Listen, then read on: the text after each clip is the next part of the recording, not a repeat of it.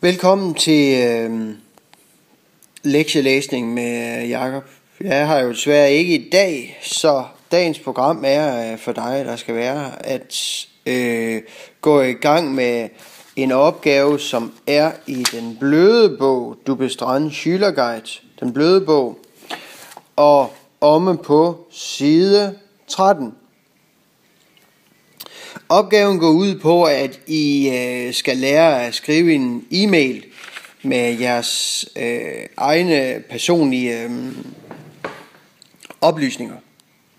Hvis vi kigger på e-mailen her, så kan I se, at den starter meget traditionelt.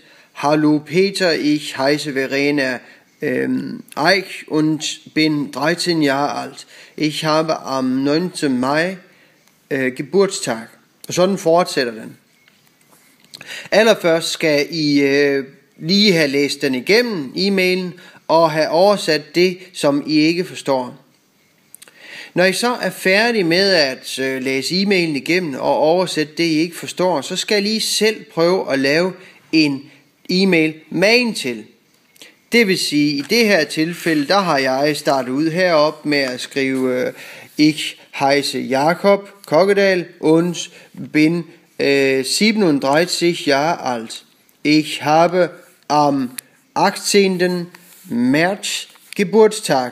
Og så fortsætter man ellers på den måde. I kan altså se, at jeg kun lige har sat mine egne personlige oplysninger ind, i stedet for Verenas her. Her har hun skrevet Verena Eich, og jeg har selvfølgelig skrevet Jakob Kokkedal her.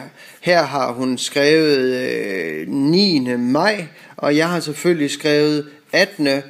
marts. Okay? De ord, som I skal bruge, dem finder I selvfølgelig på ordbogen.com. Godt.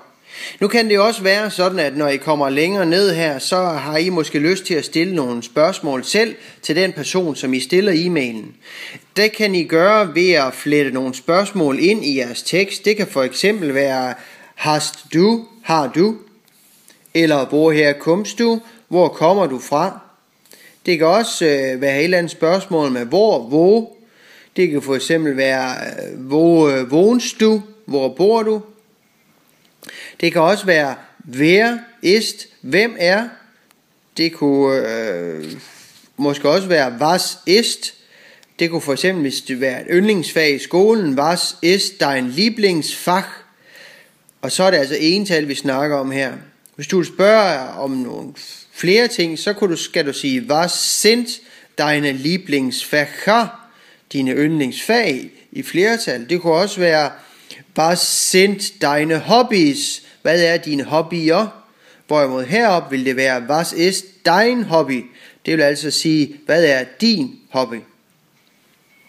Hernede kunne man også spørge, wann hast du Geburtstag? Hvornår har du fødselsdag for eksempel?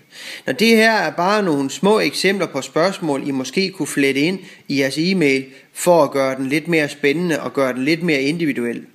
Du kan også eventuelt gå på Google Oversæt og prøve at skrive et spørgsmål på dansk, og få Google til at oversætte den til tysk. Men husk nu, at det er ikke altid, at oversættelsen den bliver korrekt. Men som en sidste nødløsning må I gerne gå på Google Oversæt.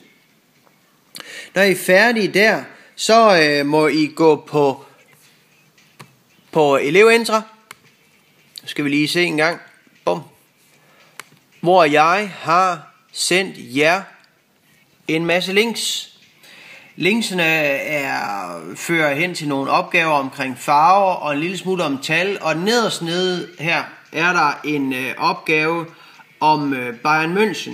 Men den er på ret svært tysk, så I skal altså lave de første opgaver her, før I går ned og forsøger jer med Bayern München opgaven, som er ret svær. God fornøjelse.